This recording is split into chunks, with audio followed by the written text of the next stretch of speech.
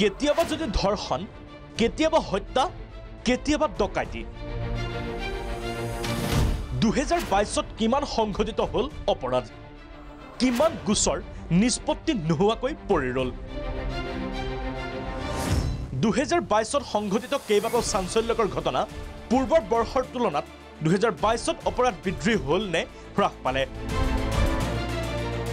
2022ত সৰ্বমুঠ অপৰাধৰ গোচৰ ৰুজু হ'ল 69,439টা।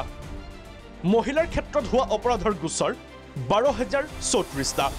শিশুৰ বিৰুদ্ধে হোৱা অপৰাধৰ গোচৰ 4,306টা। ডিজিপিৰ মন্তব্য, পূৰ্বতকৈ হ্ৰাস পাইছে অপৰাধৰ সংখ্যা। 2021ত মুঠ অপৰাধমূলক গোচৰ ৰুজু হৈছিল 1,33,239টা। Total number of cases against women have become 12,034 case. Aru in 22 sonot, aru 21 asile 29,000. Mane 50% reduction besi hoise. Toman Ahomot 58,908 case pending hoi ase at the end of 2022. Year 2021 or December asile case pendency 95,994. কিমান গোচৰ অমীমাংসিত হৈ পৰিল 2022ত। 2022লৈ অমীমাংসিত গোচৰ আছিল 58,908টা। 48% গোচৰ প্ৰদান কৰা হৈছিল চাৰ্জশ্বীট। 2022ত ৰুজু হৈছিল 1,781 চাইবাৰ অপৰাধৰ ঘটনা। 41 crores of cyber fraud amounts pertaining to 2,177 cases with a success rate of more than 18%. শুনিবলৈ কম।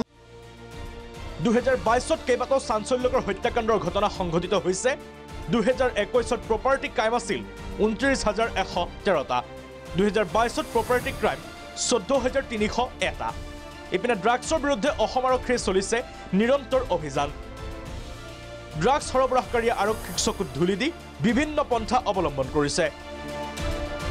NDPSত গোচৰ ৰুজু হৈছে 2,887টা।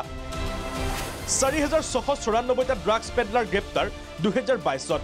প্ৰায় 112 কেজি হেৰইন জব্দ। 52 লাখ টেবলেট জব্দ 2022ত। গ্ৰেপ্তাৰ হৈছে 4,691 জন ড্ৰাগছ সৰবৰাহকাৰী। 1,691 drug traffickers seized at 112 kg of heroin. মহানগৰীত সংঘটিত হোৱা ৰঞ্জিত বৰা হত্যাকাণ্ডৰ SIT গঠন হ'ল যদিও প্ৰকৃত হত্যাকাৰী কৰায়ত্ব কৰাত আজিও ব্যৰ্থ মহানগৰ আৰক্ষী। ডিজিপিৰ অকপট স্বীকাৰোক্তি, 95টা গোচৰ নিষ্পত্তিৰ যদি সফল হৈছো, 5টা বিফল হৈছো। আমি যদি 95টা কেছ সলিউশন কৰিছোঁ, 5টা কেছত ফেইল কৰিছোঁ, সঁচা কথা। কিন্তু এই ৰঞ্জিত বৰা কেছ বুলি ক'লাটো কৈছোঁ, এইটো ফেইল হোৱা নাই, এইটো চলি আছে বৰ্তমান। Bureau' report, vision Prag.